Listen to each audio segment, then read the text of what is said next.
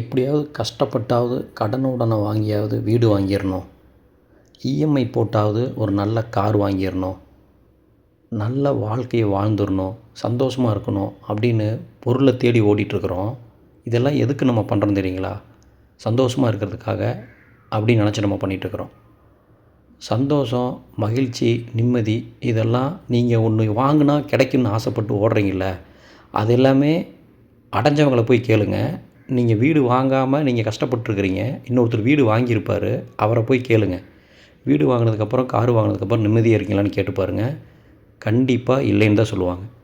அப்போ நிம்மதி, சந்தோஷம், மகிழ்ச்சி இதெல்லாம் எங்கே இருக்குது அப்படின்னா, நீங்கள் வெளியில் பொருளை தேடியோ உங்கள் லட்சிய கனவை தேடியோ எதையோ ஒன்று அடையணும்னு தேடி ஓடுறீங்கள, அதெல்லாம் அடைஞ்சாலுமே அந்த இடத்துல உங்களுக்கு ஃபுல் ஸ்டாப் உங்கள் வாழ்க்கை முடியாது. மீண்டும் கமா போட்டு ஓடிக்கொண்டே இருக்கும். அப்போ எதுதான் நிம்மதி அப்படின்னா, உங்களுக்குள்ளே ஒரே ஒரு பொருள் இருக்குது. வெளியில் இருக்கிற பொருளெல்லாம் நீங்கள் அடைஞ்சாலும் கிடைக்காத நிம்மதி, உங்களுக்குள்ளே ஒரு பொருள் இருக்குது. அந்த பொருளை நீங்கள் அடையணும்.